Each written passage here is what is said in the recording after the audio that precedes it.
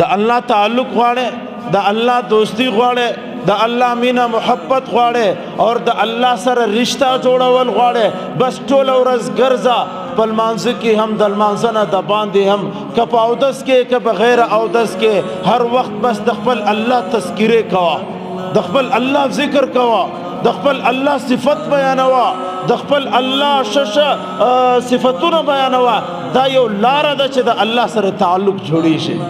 الله رب العزت رضا حاصلول، د الله رب العزت تعلقات حاصلول د دې خپل طریقې ستا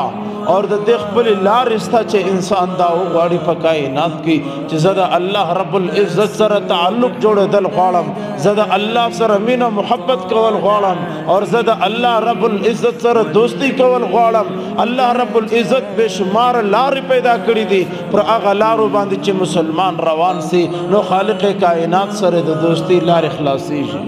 نبی علیه الصلاۃ والسلام چې کله فتح مکه وکړله، فتح مکه پر موقع باندې د ابو جهل زوی اکرمه رضی الله تعالی عنہ چې مسلمان شو، حضرت اکرمه چې وکتل نبی علیه الصلاۃ والسلام مکه فتح کړه، خپل کور خپل بچانه پریښول، منډه کله ځغاستې روانو. چارته اکرمه سے کیسه ده، ولی زما پلار د نبی علیه السلام غټ دشمنو، ابو جهل خو د نبی علیه السلام ډېر غټ دشمنو. نبی علیه السلام فرمای هذا فرعون امتی، زما د امت فرعون دی د ابو جهل. دومره غټ د نبی علیه السلام دشمن چې په ټول مکه کې د نبی علیه السلام زیات دشمنی د ابو جهل نه سوا د چا سره نه وه. ابو جهل زوی کور پریښو، ځغاستې بچانې پریښو، لاړې منډه کله. چا ویل اکرمه چیرې روانې؟ ول نن نبی علیه السلام مکه فتح کړې ده، زما پلار سره دشمنی وه، لہذا که چیرې وس زه دلته پاتې سم نو نبی علیه السلام به زما سره ډېر ظلم وکړي، ما به قتل کړي، زما سره به ډېر ظلمونه وکړي. نبی علیه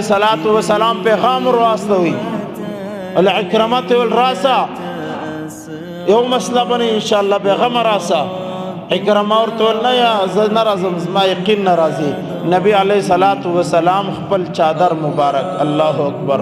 خپل قمیص مبارک هغه راواخیستی، د حضرت اکرمه او کور والا زنانو ته ورکړي اور بیا ورته فرمایل دا کمیس ویسه و اکرمه ته ورکه اور اکرمه ته ووایه چې دا نبی علیه السلام چادر دی، دا د نبی علیه السلام قمیص دی، دا په دغه امانت باندې راکړی دی، که ته چیرې موږ لرالی موږ په تا باندې هېڅ هم نه کوو.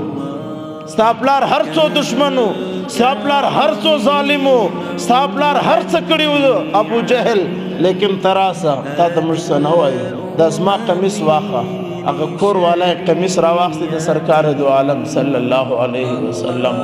هغه قمیص راواخیستی اکرمه له ور واستاوی، ول اکرمه دغه قمیص د رسول پاک صلی الله علیه وسلم دی، لہذا دغه کمیس په دې امانت کې راکړی دی، دغه کمیس په دغه قصه کې راکړی دی چې پتا به څوک کار نه لري. اکرمه را روان سو، نبی علیه السلام لرا روان دی، صحابه اکرام موجود دی په مکه کې. اکرمه چې نږدې رالی، نبی علیه السلام ورته فرمایل ای زما صحابه، د ابو جهل زوی، د اسلام د دشمن زوی، زما د امت د فرعون زوی اکرمه را روان دی، تاسو استقبال وکړئ. صحابه ته فرمایي د دشمن د زوی استقبال دی په مکه کې دی اور پر هغه وخت باندې دی چې نبی علیه السلام مکه فتح کړه، طاقت کې راره لیډر جوړ سو. نبی علیه السلام ورته فرمایل ای زما صحابه،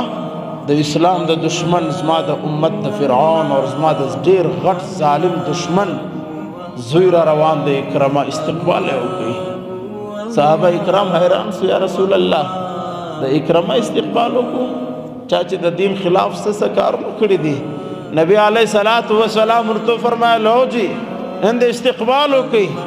نن د الله په محبت کې را روان دی،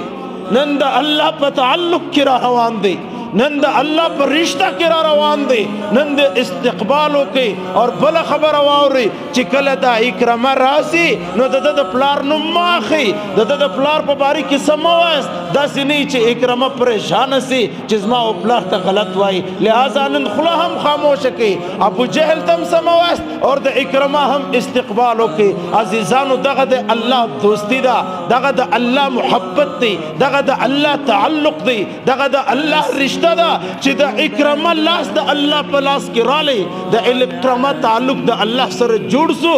دا دشمن سوی ہم دی اعزاز دی دا دشمن سوی ہم دی اکرام دی دا دشمن سوی ہم دی استقبال پر صحابہ کیجئے